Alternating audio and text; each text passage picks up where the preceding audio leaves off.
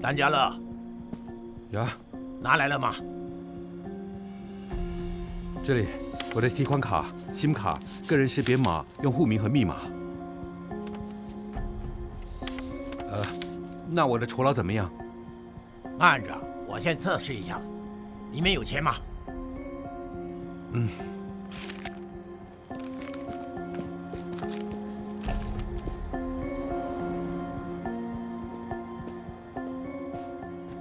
你的20块。我的酬劳呢？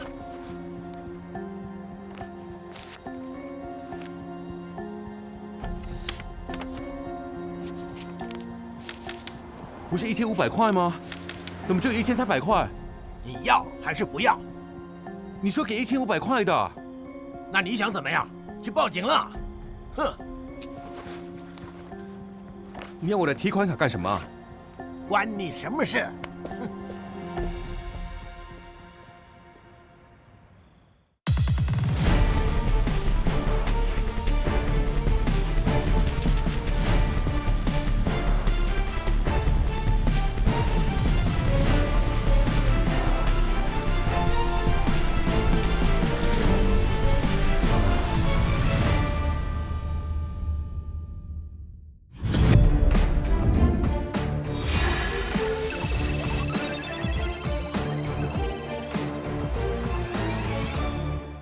现在我的银行户头里只剩下14块3毛9分，有人把我的钱都拿走了。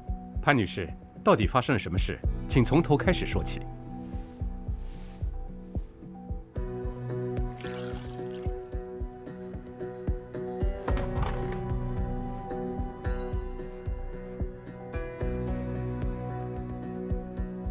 昨天我看到了这个清洁服务的促销广告。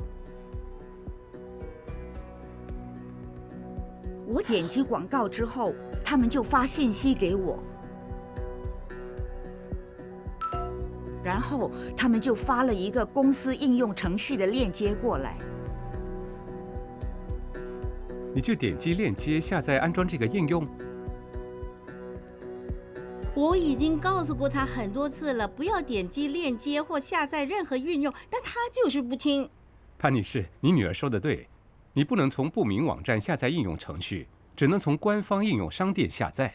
妈，你听到了吗？连警官都这么说。当时有促销优惠，2小时清洁完全免费。你以为打扫房子这么容易呀？潘女士，你还记不记得那家公司的名字呢？ Happy Housekeeping。 下载他们的应用程序后怎么样了？我得先创建一个账户，才能预约第1次的服务。然后我必须给5元的定金。应用程序内有不同银行的付款链接，我点击了我所在银行的链接，然后就进入我那间银行的网站。你有没有输入你的银行资料？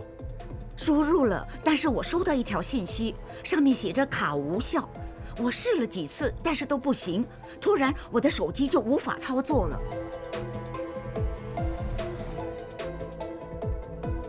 我试着启动我的手机，但是就是开不了机，所以我叫美文试一试。我尝试了大约10分钟后，不知怎么的又开机了。然后今天早上，我收到了银行的转账通知。接着我妈妈打电话给银行，他们冻结了她的户头，然后我就赶快上网报警。那你有没有联络 Happy Housekeeping？ 我联络了，但是很奇怪，当再次开机时，应用程序和聊天记录被删除了，所以我们只能够给他们看联络号码。那 Happy Housekeeping 怎么说？他们说公司没有应用程序，也没有促销优惠，更糟的是，那也不是他们的电话号码。到底是怎么发生的？我妈怎么会失去这么多钱？她没有向任何人透露她的网上银行信息，我也没有告诉任何人我的一次性密码。骗子怎么可能偷走我的钱呢？这可能跟你下载的应用程序有关。我怀疑那个是恶意软件。恶意软件？它是一种带有破坏性的软件，那是由网络罪犯创建的应用程序。这个应用程序可能被用来窃取你手机中的数据。我真的搞不懂，如果恶意软件偷了我手机上的资料怎么办？他是怎么样偷走我的钱的？恶意软件会把你指引到由诈骗集团创建的虚假银行网站，所以一旦你登录，他们就能窃取你的银行资料。恶意软件会削弱你手机的安全性，所以它可以控制你的手机。恶意软件会劫持你的手机，并使用你输入的银行详细资料进行转账。但是那是我一辈子的储蓄呀！求你，你可以帮我拿回我的钱吗？我们会追踪你的资金转移情况，但是根据过去发生的案例，一旦把钱转移到骗子的手中，要取回来的可能性就很低了。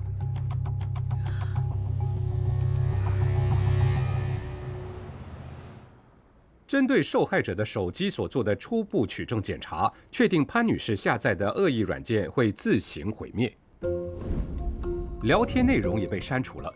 但是在可用空间被新数据覆盖之前，还是有可能恢复被删除的数据。如果有其他发现，他们会通知我。我追踪到骗子冒充 Happy Housekeeping 的电话号码，这个号码是属于一个已经离境的外国人，所以线索断了。Hannah， 查到什么信息吗？银行方面说，潘女士的手机被恶意软件劫持后，骗子把转账底线提高到12万5千元，并添加了潘家乐作为收款人。潘女士怎么没接到通知？银行发电邮给潘女士，可惜的是，她收到银行的转账通知后才查看收件箱，那时一切都太晚了。这么说，潘女士没有意识到她的银行户头被更改了？没有。银行那里还有什么线索？银行追查了潘女士的转账情况，发现这笔钱存入潘家乐的户头。我筛查后发现她有毒品犯罪前科。好的，叫她过来问话。实际上，我们需要到她所在的地方进行问话，因为她在监狱里。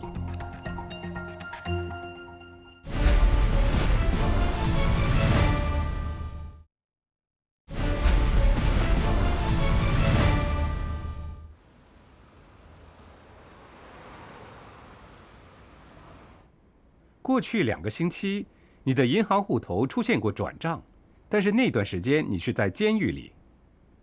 是的。这怎么可能呢？我卖了我的提款卡，还有我的登录资料，加上我的手机 SIM 卡。你向别人泄露你的支付户头资料是违法的。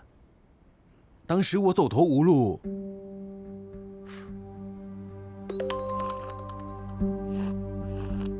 这可以解决我所有的金钱问题。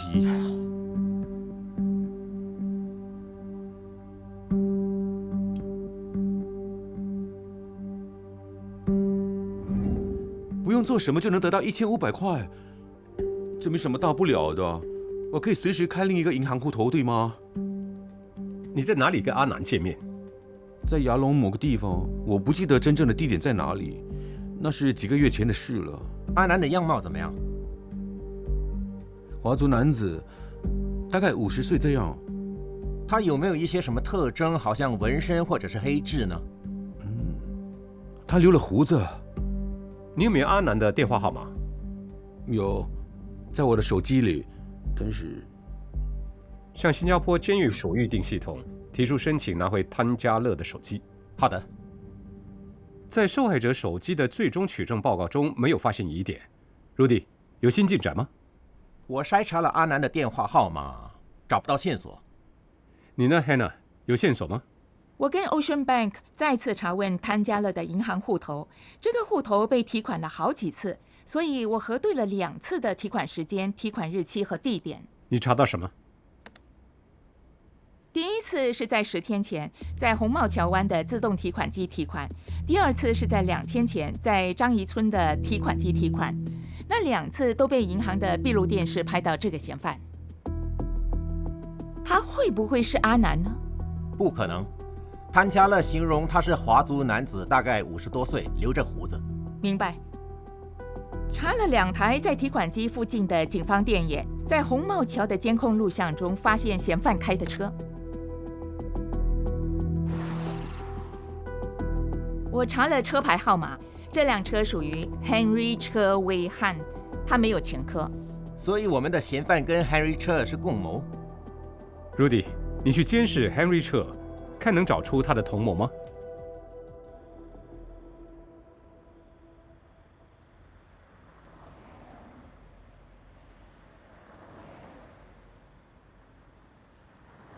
那是Henry车。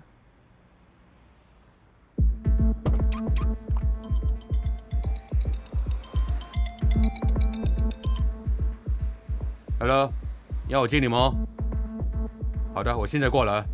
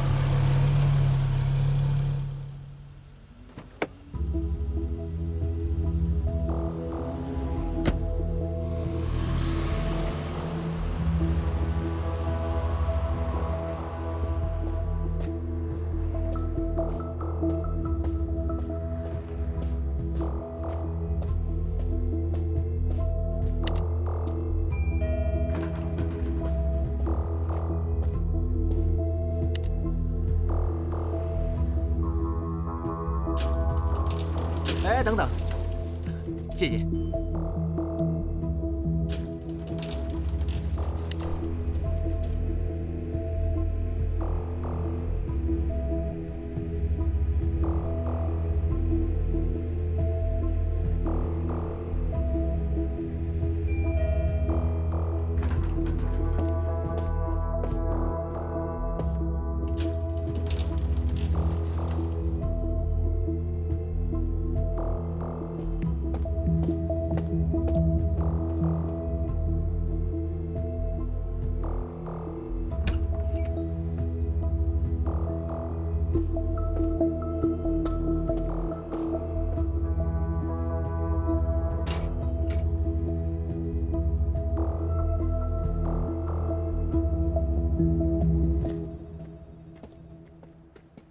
Sir， 我们找到 Henry 车的同谋了。他是 Daryl Choi 相，他没有前科，我们在监视他。嫌犯可能为同一个犯罪集团工作，我们必须同时逮捕他们。我是高级调查员吴成荣，来自反诈骗指挥处。你是 Henry 车？是的，你是 Daryl Choi？是。请站出来，靠上。转过身，把手放在背后。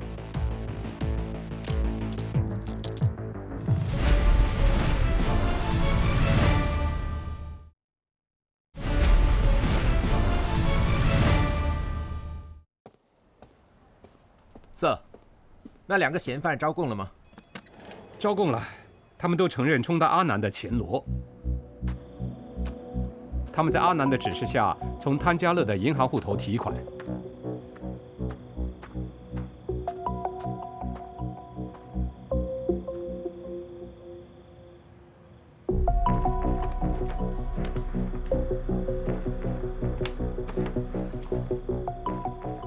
然后他们在预先约定的时间，把钱留在事先安排的地点。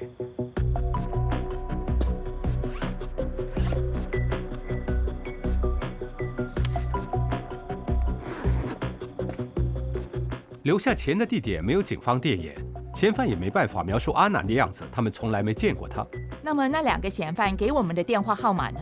阿南的号码？是啊，这号码跟丹加勒给我们的一样。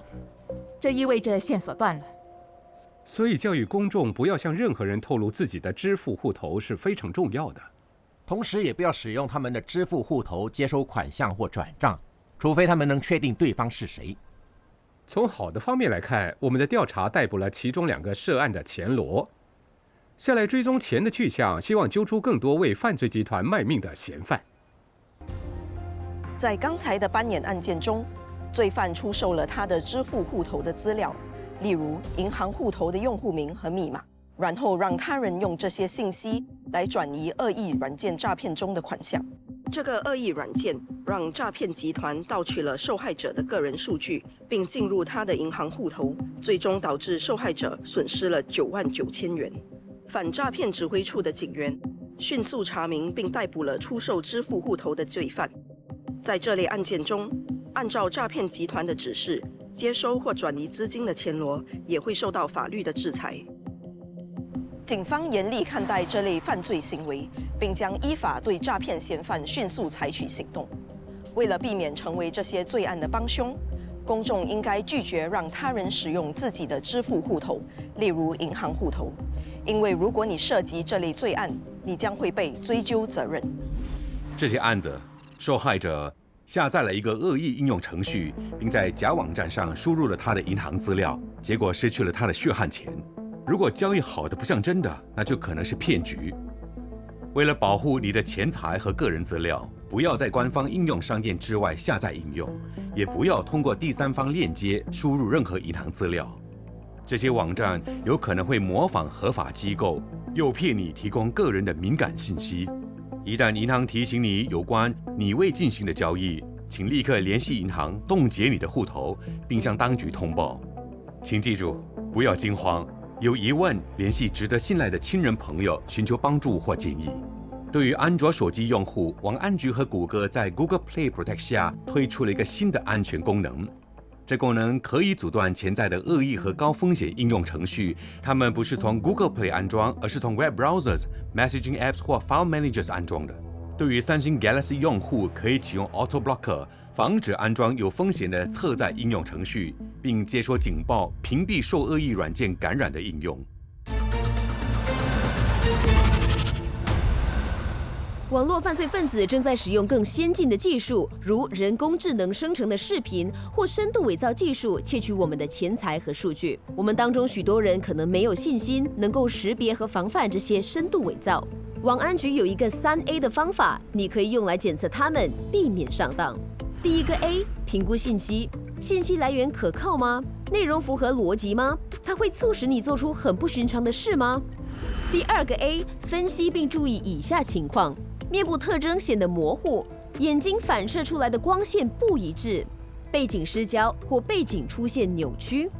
第三个 A， 验证内容，如果有疑问，请到可信赖的来源和网站相互参照。要了解更多，请浏览这个网站。这一集的神之以法已经来到尾声，非常感谢您的收看，我是王若晨警监，请大家各尽本分，预防、遏制和侦测罪案。再会。